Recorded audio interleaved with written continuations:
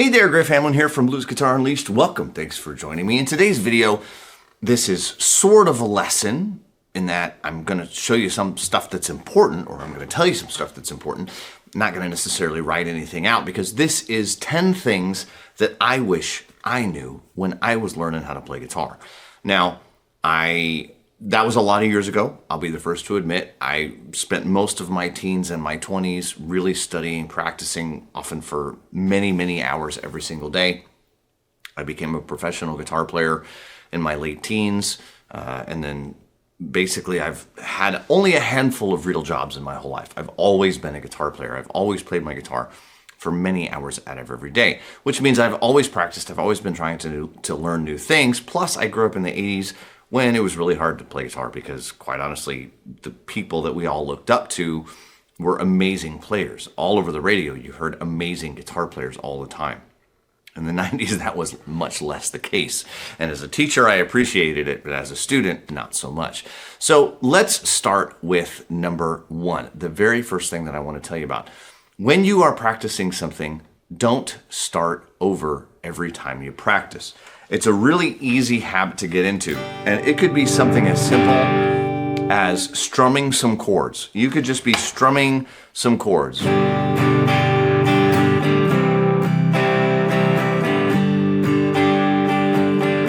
Something really, really simple like that.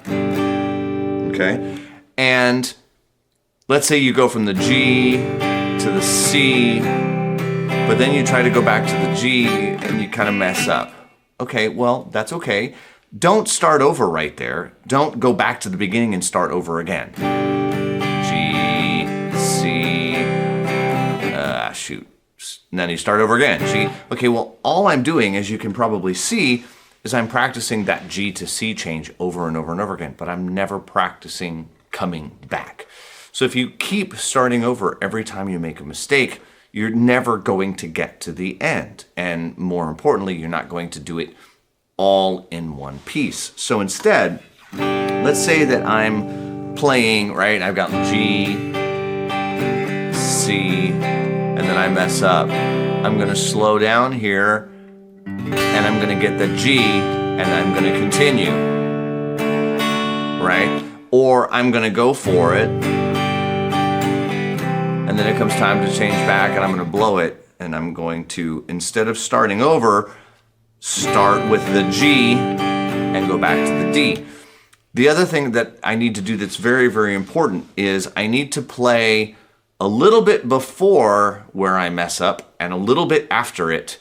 That I need to make that transition many, many times. So I'm going to play that C to G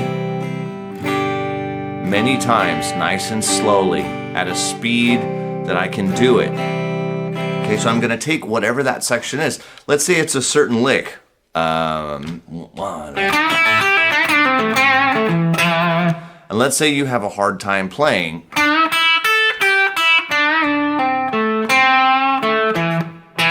And you might go, right? And then you kind of mess up. So I'm going to slow it down, and I'm going to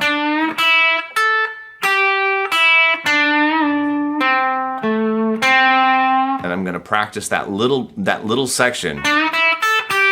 Maybe it's a solo, right? And maybe it's got a lot that goes on.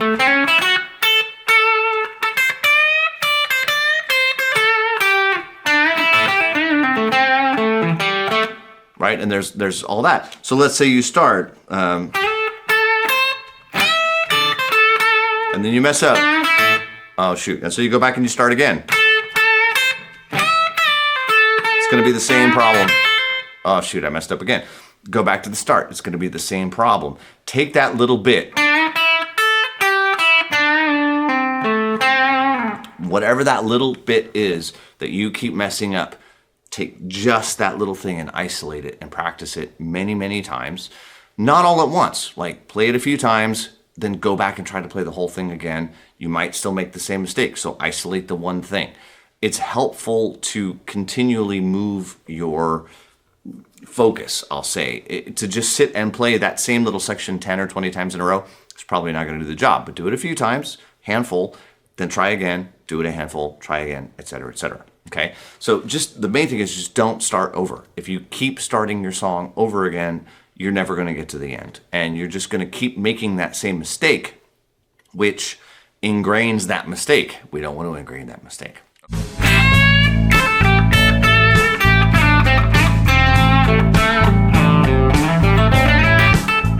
Second tip is to understand the difference between practice time and playtime or perform time, okay? And really this could almost be three different things. Practice time is that time when we take things very slowly. C to F, for example, right? And nobody still isn't staying in tune, but we'll work with it, right? So nobody likes to play F, right? So maybe we play C and we play F and we run through all of those notes. Are they sounding? Am I doing it right? Maybe I'm not there yet. Maybe I can't get those top strings yet, but am I at least getting the 4 that I need? And okay, I can try to push down on those other ones and kind of see if I can get there, right? I want to take it nice and slow. I want to take my time. I want to check things, right? Make sure that all the notes are sounding. If I'm playing some sort of a blues lick, this is the time when I'm going to count 1 and 2 and, right? I'm going to take care of all of that. I'm going to make sure my picking is going the right way.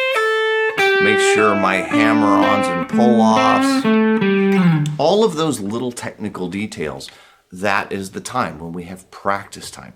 When we have performance time, you absolutely can't stop. You have to play, right? If you're playing with a band and you make a mistake, you can't stop. You can't slow down, ever, okay? So it's important, let's say that you're gonna play with a band. Let's say you're practicing a song so that you can play it with even just a friend, right? Okay, well, some of the times you practice it, you gotta practice it slowly. Make sure you're making the chord changes. All of the notes are coming out, all of those little details.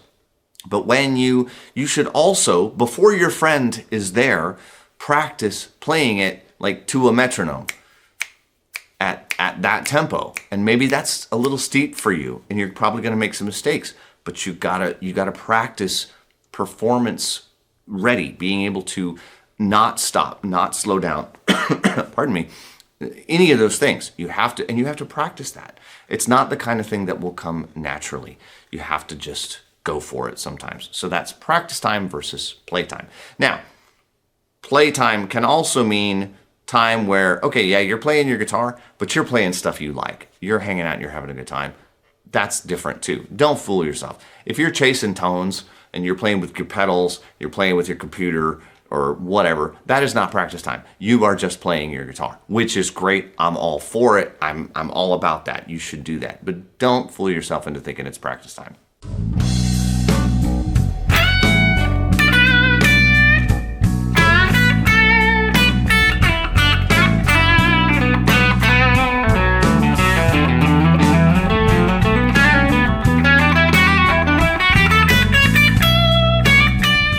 Okay, number 3, you need to know, this is particularly important, I think, for some of the more beginner players, but you need to know when you're at a point that is good enough for now. Okay, so what do I mean by that? Let's say you're going through, I'm going to pick my Blues Guitar Unleashed course as a perfect example, because this is where I've seen this happen. And when I was growing up, back in the day we had the VHS tapes, the Hot Licks VHS tapes and all those kinds of things. And I did a lot of my learning, I'll say, it wasn't online, it was mail order, but I did a lot of learning that way. And learning from home can be a great thing. But you have to understand that if you can play something through and maybe you make some mistakes, okay, but you've got the thing memorized. You're not having to read it. You've got it memorized. You're playing it at a reasonable tempo. Okay, now most of my lessons, there'll be a slow tempo and a full speed tempo. So let's say you're playing it along with the full speed tempo, but you hardly ever get it all the way perfect. Usually you make a little mistake somewhere, but it's not always the same mistake at the same point. If you're at that point, maybe it doesn't sound perfect, but You have it memorized. You're playing it in time along with, whatever the full speed version of that is. You just don't ever seem to quite get it right. That's probably good enough for now. And what I mean by that is this is a lesson where it's going to be time to move on because it's going to need some time to simmer. Okay. And it takes a long time to own something, to play it as if you've played it your whole life, as if you wrote it. That can take much longer than learning the lesson itself. And so let's say you've gone through, the first 5 lessons and you're on the 6th lesson, and you can play this example, and every time you make a little mistake, somewhere you seem to make a mistake, you miss with your pick, or your finger goes on the wrong string or whatever. Well, if it's not always in the exact same place, in that case, see one of my previous ones about honing in on that spot. But assuming it's not always in the same place, and assuming that it's just kind of one-off things as you go through, color it good. Go on to lesson 7. Come back to lesson 6 periodically. Maybe play it once or twice or 3 times a week, just so you don't forget it. But you need to just build your technique. You just need to build your skills. You can do that learning the next lesson, right? We have how to play, we have skills, and we have what you're going to play, which is things that we have to know and understand. Things like scales and chords and rhythms and music theory, perhaps, and all those different kinds of things. So assuming that you understand how this thing is supposed to work, you just can't quite execute it yet, it's time to move on. And it will get better. The rising tide raises all ships. That's one of my favorite sayings when it comes to this kind of stuff. Okay? Which brings us to number 4 on my tips. Counting. If you've seen any of my lessons, you've heard me talk about counting. You have to count from the very first time you play something. Do not make the mistake of saying, oh, I'm going to learn the notes and then I'm going to count it. Wrong. If anything, you're going to count it first and then you're going to add the notes. And if you've ever been through, I have a little thing called the Ultimate Counting Workshop. And in that process, the very first thing you do is you count it out and you clap your hands or you tap on your leg or you do something to get the rhythm down. Then we add the notes. That comes later. Okay, that's a very, very important mistake. Luckily, I learned very traditionally. I had to learn, Mel Bay Book 1, my very first guitar teacher. So I was reading and counting from day one. I'm not necessarily a fan of that, don't get me wrong. However, every single musical instrument except guitar, you have to read music and count right from day one. And while I don't necessarily believe that you have to be the best sight reader or the best music reader in the world, I think it's a decent skill to at least have some familiarity with. And counting is a non-negotiable. You have to count because otherwise you simply don't know when to play stuff.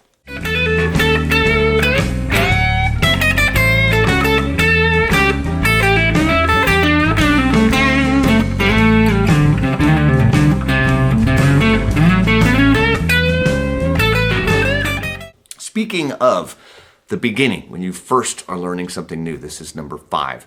Do not make mistakes. When the first few times that you play something, do not make any mistakes. It is so important. The saying that goes with this is, back in the old days, when you used to live out on the prairie, they would say, always take the same way to the outhouse. If it's pitch black in the middle of the night and you got to go in the middle of the night, you're going to have to walk out and you don't want to get lost. So you always take the same way. The neural pathways in your brain work the same way. Every time you play it right, it's like walking across the grass. All the kids used to walk across that one guy's corner on the way to school, right? And he would get mad because there'd be a path. Because every kid would walk across the same corner and wear down the grass in that one spot. You have to do that with your playing. Every time you make a mistake, it's somebody who veered off the path, right? And it makes one more option. We don't want to do that, particularly in the beginning. So go very slowly, be very, I don't know what the word is, but intentional, I think is the word I'm looking for. Be very intentional about everything you do. It's okay if it's ridiculously slow. It's more important to be right and slow than, a little bit faster and wrong. You don't want to do that, particularly at the beginning with any new thing that you learn. Which takes me to number 6. Don't try to do too much too quickly, okay? Don't put the cart before the horse. Okay, so for example, if you're learning a lick and it's got, maybe it's a little BB King.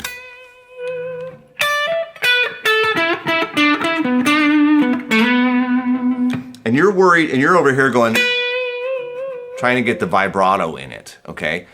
That's putting the cart before the horse. Until you can play it,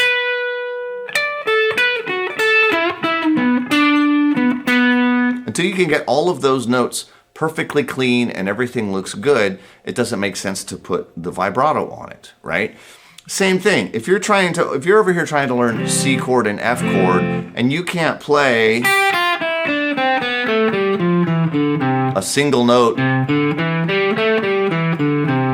something, it's harder to learn chords than it is to learn a single note. So be able to play a simple single note thing before you try to learn, right, some chords to strum. Or some people will, the first song that they learn has a B minor in it and they've got to play a bar chord. Don't do that. It's not going to work out. Instead, keep it easy.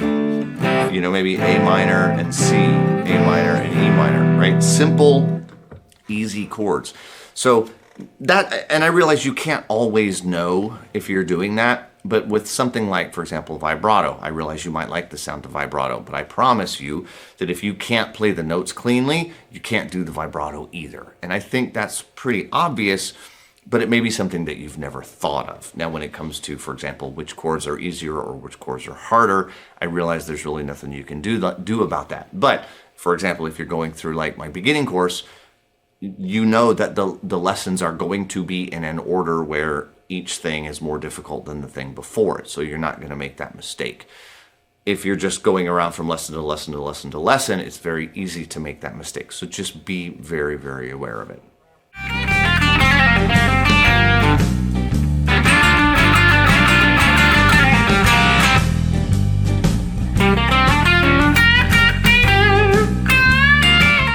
Number 7, when you are strumming, and really many times when you play your guitar, this hand, the one with the pick, drives. I like to say this one drives.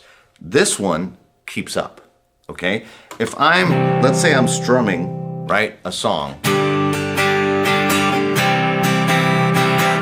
right, and I'm moving my fingers, but what if my fingers can't move that fast? My right hand is going to keep going.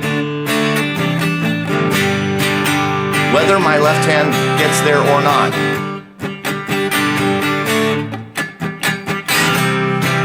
Okay, and this kind of goes back to what I was saying about not stopping, and there's like performance and practice. But if you can learn that skill of this is your timekeeper, this sets the pace, this drives, and not this keeps up. If you can start that habit now, it's going to make all of your strumming, all of your chords, everything is going to sound better. It's going to sound more musical, because even if you miss, you're still keeping time. And time is the magic thing. Music has time. If something is in time, even if the notes are wrong or the chords are wrong, it's going to sound better than something where all the notes are right and all the chords are right, but it's out of time. It will just always be that way.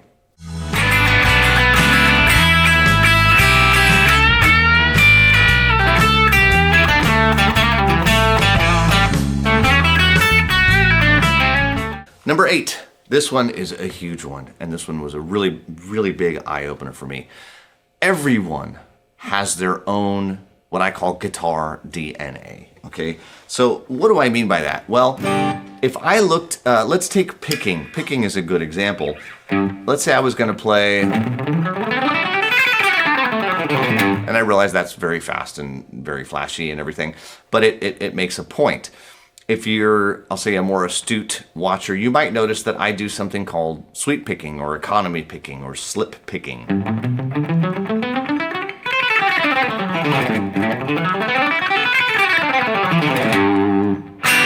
Okay? That is not traditionally correct. What is traditionally correct is alternate picking. And that's about as fast as I can do it. That's really, really about it for me. Well, I spent probably a year of my life trying to get that picking speed up to where that traditional alternate picking. I spent about a year, hours out of every day. That was all I practiced for at least 9 months, maybe a year. And finally, one day I saw a different guitar player do it differently. And I went, whoa, I didn't know you could do that. And I was kind of blown away. And so I tried it. And what do you know? Within about a week or two, I went from this being a struggle to that. And literally, it was almost instant in the grand scheme of things. It was a couple of weeks. Everything fell into place. Okay. And if I go out and I look at 10 different really great guitar players, and I look at their left hand technique and I look at their right hand technique, I'm going to see 10 different variations of correct. And that's just the way it is. You will have things that are easier for you. You will have things that are more challenging for you. There are advantages and disadvantages to everything. Play to your strengths. Figure out what works best for you and go with it. And this kind of ties into number 9, which is it is all about the sound you get. Okay? If the technique that you choose, if it gets you the sound that you want, then use it. Right? Now, if it fails you, you might have to rethink things. Okay? That's the alternate side of that. But every choice I make about how I play, which finger I use, whether I hammer something on or pull it off, whatever, like all those different things, it's all about the sound I want to hear. Period. End of story. If I'm getting the sound I want to hear, then I'm doing it right. And that's it. Okay. That's always your final judge, is what do you hear? So what you might miss about that is that when we practice and when we're so, diligent about what we're doing, it's very easy to not actually even be listening to the sound that's coming out. Okay, so sometimes you might find if something's really difficult for you, you really don't know what it sounds like because you really haven't been listening. You've been concentrating and doing all these things to try to play it. I always recommend record yourself. Record yourself playing, listen back to it. Does it sound the way you want? If so, great. If it doesn't, what about it don't you like? Maybe it's too bright, maybe it's too dark. You'd be amazed how much of those things is built into your hands, okay? I don't like to get into the argument about, what's more important, the player or the gear, but the player is very important. Yes, the gear is too, but we're going to talk about that later. But you have a lot of control over your sound, and little adjustments on the knobs, that's an easy little thing that you can do. The way you pick, you might get a very bright sound one way, a darker sound another way. Right? There's a different sound. That's just from my approach on the guitar. You do have a lot of control. So listen to yourself. If you like what you hear, then great. But if you don't, think about what it is that you want to change.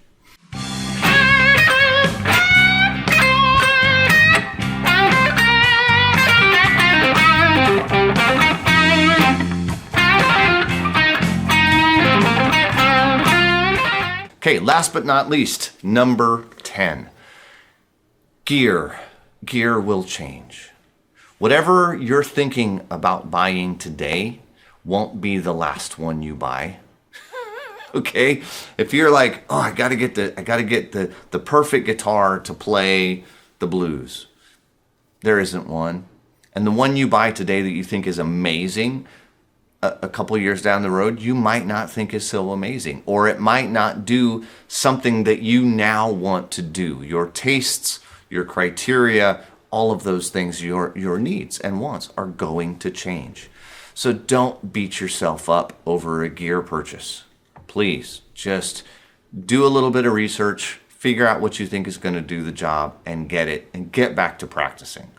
Gear is not nearly as important as simply being able to play. I'm fortunate. I have a lot of nice amps. I have a lot of nice guitars. I have acquired a lot of things in my 40 plus years as a professional guitar player. and I've been lucky enough not to sell all of them. But I have sold plenty of things that I wish I hadn't sold, I wish I still had. But I've also sold and bought many things that I really don't need and really don't even want anymore, and I probably will sell them at some point. So don't be afraid. The gear's going to come, the gear's going to go, okay? If you find something you really love and it speaks to you, great, go for it.